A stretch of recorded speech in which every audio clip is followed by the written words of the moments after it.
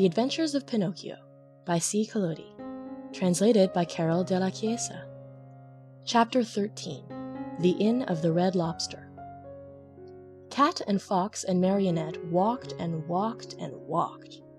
At last, toward evening, dead tired, they came to the Inn of the Red Lobster. "Let us stop here for a while," said the Fox, "to eat a bite and rest for a few hours. At midnight we'll start out again, for at dawn tomorrow we must be at the Field of Wonders." They went into the inn, and all three sat down at the same table. However, not one of them was very hungry. The poor cat felt very weak, and he was able to eat only 35 mullets with tomato sauce and 4 portions of tripe with cheese. Moreover, as he was so in need of strength, he had to have 4 more helpings of butter and cheese. The fox, after a great deal of coaxing, tried his best to eat a little. The doctor had put him on a diet, and he had to be satisfied with a small hare dressed with a dozen young and tender spring chickens. After the hare, he ordered some partridges, a few pheasants, a couple of rabbits, and a dozen frogs and lizards. That was all. He felt ill, he said, and could not eat another bite. Pinocchio ate least of all. He asked for a bite of bread and a few nuts, and then hardly touched them. The poor fellow, with his mind on the Field of Wonders, was suffering from a gold piece indigestion. Supper over, the fox said to the innkeeper, "Give us 2 rooms, one for Mr. Pinocchio and the other for me and my friend. Before starting out, we'll take a little nap. Remember to call us at midnight sharp, for we must continue on our journey." "Yes, sir," answered the innkeeper, winking in a knowing way at the fox and the cat, as if to say, "I understand." As soon as Pinocchio was in bed, he fell fast asleep and began to dream. He dreamed he was in the middle of the field. The field was full of vines, heavy with grapes. The grapes were no other than gold coins, which tinkled merrily as they swayed in the wind. They seemed to say, "Let him who wants us take us." Just as Pinocchio stretched out his hand to take a handful of them, he was awakened by 3 loud knocks at the door. It was the innkeeper, who had come to tell him that midnight had struck. "Are my friends ready?" the marionette asked him. "Indeed, yes. They went 2 hours ago." "Why in such a hurry?" "Unfortunately, the cat received a telegram which said that his firstborn was suffering from chilblains and was on the point of death. He could not even wait to say goodbye to you." "Did they pay for the supper?" "How could they do such a thing? Being people of great refinement, they did not want to offend you so deeply as not to allow you the honor of paying the bill." "Too bad. That offense would have been more than pleasing to me," said Pinocchio, scratching his head. "Where did my good friends say they would wait for me?" he added. "At the Field of Wonders, at sunrise tomorrow morning." Pinocchio paid a gold piece for the 3 suppers and started on his way toward the field that was to make him a rich man. He walked on, not knowing where he was going, for it was dark, so dark that not a thing was visible. Round about him, not a leaf stirred. A few bats skimmed his nose now and again, and scared him half to death. Once or twice he shouted, "Who goes there?" And the far-away hills echoed back to him, "Who goes there? Who goes there? Who goes?" As he walked, Pinocchio noticed a tiny insect glimmering on the trunk of a tree, a small being that glowed with a pale, soft light. "Who are you?" he asked. "I am the ghost of the talking cricket," answered the little being in a faint voice that sounded as if it came from a far-away world. "What do you want?" asked the marionette. "I want to give you a few words of good advice. Return home and give the 4 gold pieces you have left to your poor old father, who is weeping because he has not seen you for many a day. Tomorrow my father will be a rich man, for these 4 gold pieces will become 2,000. Don't listen to those who promise you wealth overnight, my boy. As a rule, they are either fools or swindlers. Listen to me and go home." "But I want to go on." "The hour is late." "I want to go on." "The night is very dark." "I want to go on." "The road is dangerous." "I want to go on." Remember that boys who insist on having their own way sooner or later come to grief. The same nonsense. Goodbye, Cricket. Good night, Pinocchio. and may heaven preserve you from the assassins." There was silence for a minute, and the light of the talking cricket disappeared suddenly, just as if someone had snuffed it out. Once again, the road was plunged in darkness. End of chapter 13. The Adventures of Pinocchio by C. Collodi, translated by Carol della Chiesa. Chapter 14.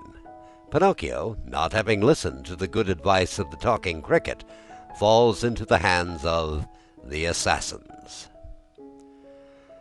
"Dear, oh dear, when I come to think of it," said the Marionette to himself as he once more set out on his journey, "we boys are really very unlucky. Everybody scolds us, everybody gives us advice, everybody warns us. If we were to allow it, everyone would try to be father and mother to us. Everyone, even the talking cricket. Take me, for example. Just because I would not listen to that bothersome cricket, who knows how many misfortunes may be awaiting me? Assassins, indeed!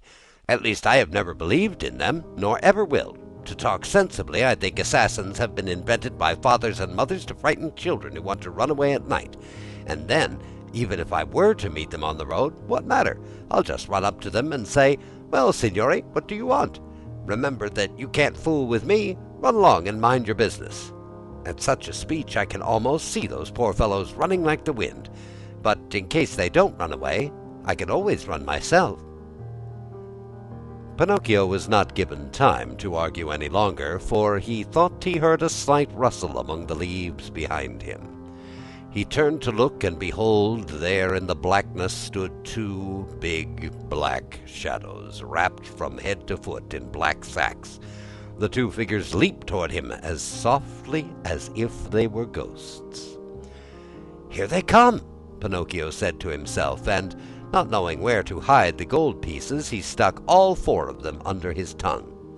He tried to run away, but hardly had taken a step when he felt his arms grasped and heard two horrible, deep voices say to him, "Your money or your life." On account of the gold pieces in his mouth, Pinocchio could not say a word, so he tried with head and hands and body to show as best he could that he was only a poor marionette without a penny in his pocket. "Come on, less nonsense and out with your money," cried the two thieves in threatening voices. Once more Pinocchio's head and hands said, "I haven't a penny." "Out with that money, or you're a dead man," said the taller of the two assassins. "Dead man," repeated the other. "And after having killed you, we will kill your father also." "Your father also?" "No, no, not my father!" cried Pinocchio, wild with terror, but as he screamed, the gold pieces tinkled together in his mouth. "Ah, you rascal, so that's the game! You have the money hidden under your tongue! Out with it!" But Pinocchio was as stubborn as ever. "Are you deaf? Wait, young man, we'll get it from you in a twinkling." One of them grabbed the marionette by the nose, the other by the chin, and they pulled him unmercifully from side to side in order to make him open his mouth. All was of no use. The marionette's lips might have been nailed together. They would not open. In desperation, the smaller of the two assassins pulled out a long knife from his pocket and tried to pry Pinocchio's mouth open with it. Quick as a flash, the marionette sank his teeth deep into the assassin's hand, bit it off, and spat it out. Fancy his surprise when he saw that it was not a hand, but a cat's paw. Encouraged by this first victory, he freed himself from the claws of his assailers, and, leaping over the bushes along the road, ran swiftly across the fields. His pursuers were after him at once, like two dogs chasing a hare. After running several miles or so, Pinocchio was well nigh exhausted.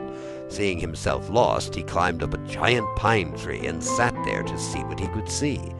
The assassins tried to climb also, but they slipped and fell. Far from giving up the chase, this only spurred them on.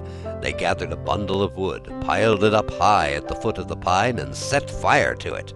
In a twinkling, the tree began to sputter and burn like a candle blown by the wind. Pinocchio saw the flames climb higher and higher. Not wishing to end his days as a roasted marionette, he climbed quickly to the ground, and off he went, the assassins close to him as before. Dawn was breaking when, without any warning whatsoever, Pinocchio found his path barred by a deep pool full of water, the color of muddy coffee. What was there to do? With a 1, 2, 3, he jumped clear across it. The assassins jumped also, but not having measured their distance, well, splash! They fell right into the middle of the pool. Pinocchio, who heard the splash and felt it too, cried out, laughing, but never stopping in his race, "A pleasant bath to you, signori!" He thought they must surely be drowned, and turned his head to see, but there were the two somber figures still following him, though their black sacks were drenched and dripping with water. So ends chapter 14 of Pinocchio.